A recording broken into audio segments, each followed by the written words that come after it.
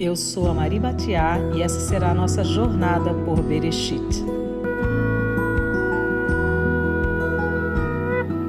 É no 8º dia da festa de Sukkot que devemos iniciar o estudo da primeira porção, que é esta de Bereshit, que começa em Gênesis 1:1 e vai até Gênesis capítulo 6, verso 8. 8 fala justamente de recomeço. Após um ciclo completo com 7, temos o 8º como um recomeço e também como o despontar de algo eterno. O próprio número 8 traz o desenho de um infinito ao ser colocado deitado. E eu quero pontuar exatamente como toda a Torá, ela sempre estará conectada com as nossas vidas no dia que se chama hoje.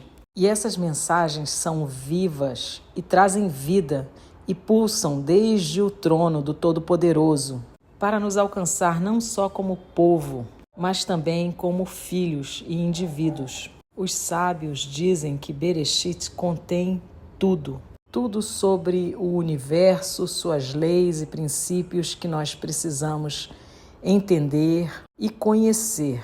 Mas ainda assim é muito maior do que nós. É interessante que em Levítico 23:40, ao falar dos 4 tipos de árvores que devemos tomar e ter na nossa sucá, tenda, tabernáculo, temos ali escrito no primeiro dia. E como nada na Torá é ao acaso ou fortuito, mas é design que precisamos cavar e buscar entender, temos que Sukkot, a festa de tabernáculo, que é assinalada para o 15º dia do 7º mês, uma lua cheia, representa pela própria boca do Eterno um primeiro dia, um recomeço. Será o tabernacular do Mashiach na sua segunda vinda.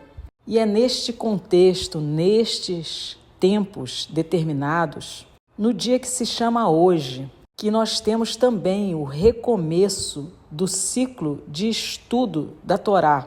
E é assim que cada recomeço é, na verdade, um convite e uma oportunidade maravilhosa. Ao contrário das psicologias e psicanálise que trabalham com o conceito de culpa, a Torá atua no conceito de responsabilidade. A cada novo amanhecer, as misericórdias do Eterno são renovadas para que nós possamos nos posicionar e assumir responsabilidade pelas nossas escolhas, hoje, agora. E conhecer e viver a Torá é a melhor escolha que qualquer um de nós pode fazer na vida. Ela é árvore de vida para aqueles que nela se apoiam, como está escrito em Provérbios 3:18. Esta primeira paraxá, que traz exatamente os primeiros capítulos de Bereshit, é onde os sábios, estudiosos da Torá, buscam conhecer e entender os segredos da criação. Há muitas e muitas camadas para buscarmos. E uma dessas perguntas é: como foi a criação? Temos no verso 1, Bereshit bara Elohim et hashamayim vet haaretz. Este verso não começa com o sujeito Elohim, seria uma construção gramatical bem comum. Elohim criou no princípio e tampouco começa com o verbo. Criou Elohim no princípio, nada disso. De fato, como está escrito em 1 Samuel 16:7, Deus não vê como vê o homem. É interessante que a criação começa com a letra Bet. Como já falamos, representa uma casa, um lugar para habitação. E ela termina também no 7º dia, com o estabelecimento do Shabat, que traz para nós um desenho maravilhoso, que é assim: o Shin, o Bet e o Tav. O Shin é o dente que separa, divide, o Bet é a casa e o Tav é o sinal da aliança. De modo que a palavra Shabat, no pictórico, traz o desenho de uma casa que é separada para uma aliança. E o Bet, em uma outra camada, também representa o filho, o número 2, em uma casa. Depois do pai, que é o 1, vem o filho, o Bet. E veremos que todo o evangelho vem para nos mostrar que nós precisamos fazer morada no filho, o Mashiach. Temos por boca do profeta Isaías, em 46:10, que o fim está revelado desde o começo. E toda a Torá nos apresenta ciclos, de modo que também em Eclesiastes temos escrito que o que aconteceu, isso é o que há de ser. E o que está feito é o que deverá ser feito, e não há coisa nova debaixo do sol. Capítulo 1, verso 9. E então temos o tema aqui que eu proponho para este estudo, ainda focado mais no verso 1 desta primeira porção. Bereshit seria uma criação ou uma recriação ou restauração. Lemos em Isaías 45, verso 18, o seguinte: porque assim diz Yod-He-Vav-He, que criou os céus, Elohim, ele mesmo, que formou a terra e a fez. Ele a tem estabelecido, ele não a criou em vão. Só que a palavra no hebraico aqui é tohu, que significa sem forma, como está em Bereshit 1, verso 2. Continua, ele a formou para ser habitada. Então ele assina esta proclamação com seu nome sagrado, Yud-He-Vav-He, dizendo, eu sou Ani Yod-He-Vav-He, e não há outro. E temos uma segunda testemunha em Jeremias 4, 23, quando lemos, olhei a terra e ei-la torru, sem forma, borru e vazia, exatamente as mesmas duas palavras do verso 2 de Gênesis capítulo 1. Então nós temos, olhei para a terra e ei-la torru bavorru, e não tinha luz. Aqui é Or, exatamente a primeira coisa que o Eterno chama a existência. Aquilo que ele proclama ser o Yom Echad, dia único, dia 1 de sua criação. E é assim que os sábios veem aqui, não exatamente uma criação primeva, mas uma narrativa de uma restauração, de uma recriação. E que o Eterno nos ensina aqui, porque isso voltará a acontecer.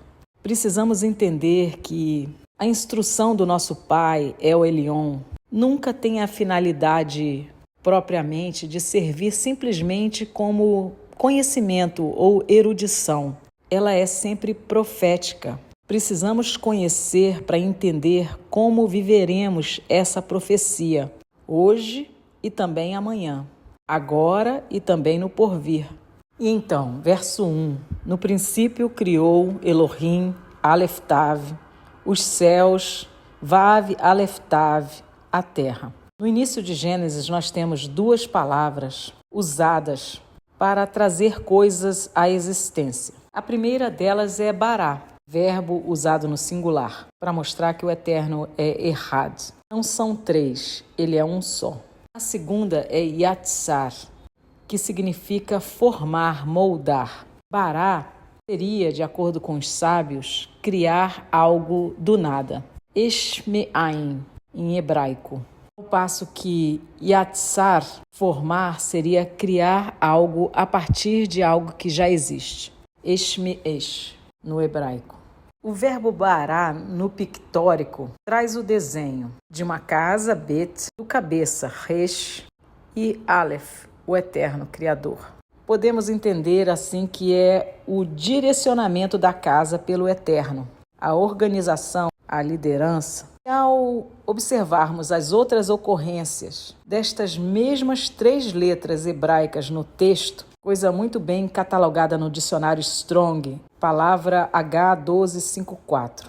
Temos catalogados 46 ocorrências. Embora a maioria delas seja traduzida como criar, nós temos também a tradução golpear, cortar e engordar, que pode ter o sentido também de curar ou restaurar. Lembram quando eu disse que uma característica do hebraico bíblico é a existência de poucas palavras para expressar as mensagens da Torá?